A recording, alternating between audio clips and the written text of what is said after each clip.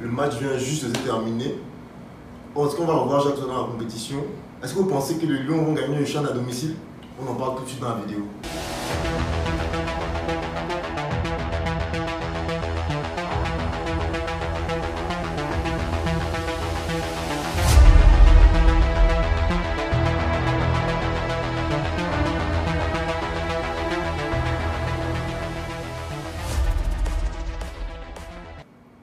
Alors, il faut savoir que les Camerounais n'ont jamais passé les quarts de finale d'un CHAN. La dernière fois qu'ils ont atteint ce niveau, c'était en 2016, déjà avec notre entraîneur Martin Toungou. Et voilà, ils ont été éliminés 3-0 au penalty par la Côte d'Ivoire, si je me souviens bien. Pour cette édition du CHAN, l'effectif a été élargi. Normalement, c'est 23 joueurs et 8 réservistes. Les réservistes, ce sont les joueurs qui interviennent quand il y a un blessé pendant le tournoi ou bien quelque chose. Normalement, ils sont à la maison et on les appelle en renfort. Là, avec le Covid, on n'a pas pris de risque, l'effectif est élargi.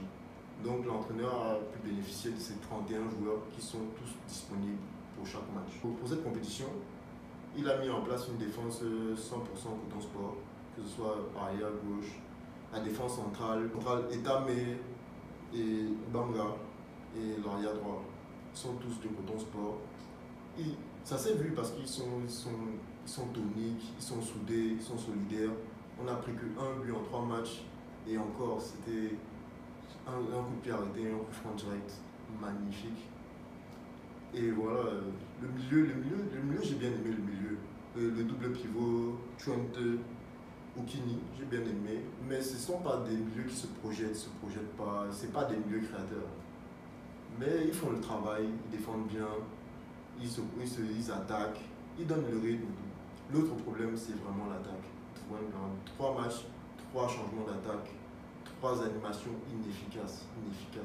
Que ce soit avec notre star du CHAN, Jacques Zoua, qui est quand même évalué à 250 000 € sur le transfer market. Que ce soit avec Méon, il était dynamique au premier match, deuxième match, mais il a fait trop de ratés. Troisième match, on ne l'a même pas vu. Je pensais jusqu'à la dernière minute, je pensais qu'il allait rentrer pour le piquer. Je me suis dit, vas-y, il va être revanchard, on va le mettre à la fin et il va faire la différence. Mais non, au final, on s'est contenté de ce match qui nous donne cette deuxième place. On va probablement affronter la RDC en quart de finale samedi. Ça va être très difficile parce que j'ai vu leur match. Ils sont bien en place, Donc on a une semaine pour travailler cette attaque. Peut-être on va revoir Jacques Zoua, je ne sais pas. Ou bien il va continuer avec l'attaquant du premier match. Mais je ne sais pas. C'est là où on s'est créé le plus d'occasions. Peut-être c'était l'engouement, c'était le début, je ne sais pas. Mais voilà. Donc mon avis sur ce CHAN, c'est que les Lions peuvent battre n'importe qui. Honnêtement, j'ai vu tous les matchs.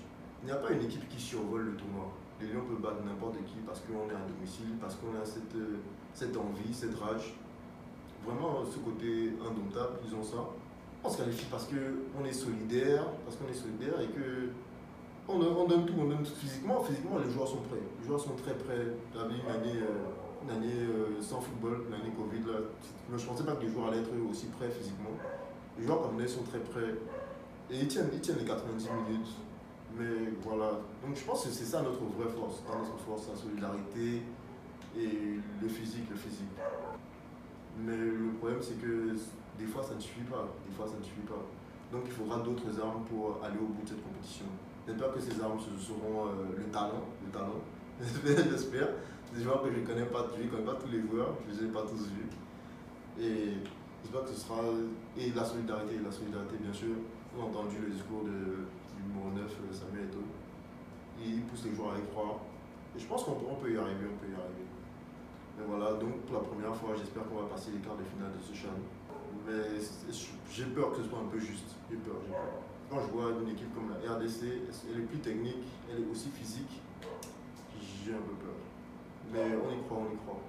Jusqu'au bout. Il a adoré Achou Guerreiro. Franchement, dans ses interventions au pied, des interventions aériennes. Sur ce troisième match, il a fait 2 arrêts sur la ligne décisif. Il n'a que 26 ans. Je pense qu'il peut mériter un meilleur club. Que PW of Baféne Bamenda. sans manquer de respect. Et voilà, j'espère qu'il sera au moins troisième gardien à la prochaine CAN.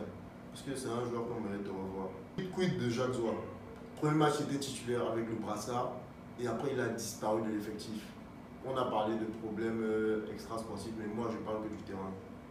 Honnêtement, les plus expérimentés que tous les attaquants qui étaient là. Et les attaquants étaient inefficaces.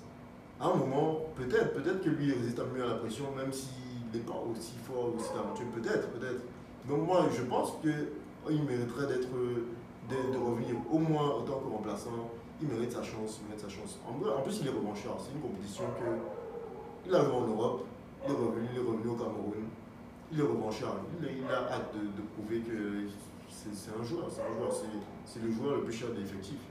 Et voilà, c'est une star du Chan. Et il a hâte de le montrer. J'espère qu'il va le montrer pour le bonheur de tous les Camerounais. Parce que les Camerounais, ils sont moqueurs, mais si ça fera plaisir à tout le monde que Jacques doit mettre un but dans cette compétition, et j'espère qu'il va mettre. Je vous vois déjà célébrer ici. Tout le monde est satisfait des infrastructures de la chaîne.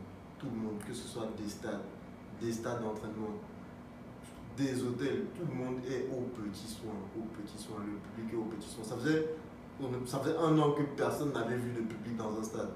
Et je crois que tout le monde est content de ça. Tout le monde est content de ça, les vuvuzela, le bruit.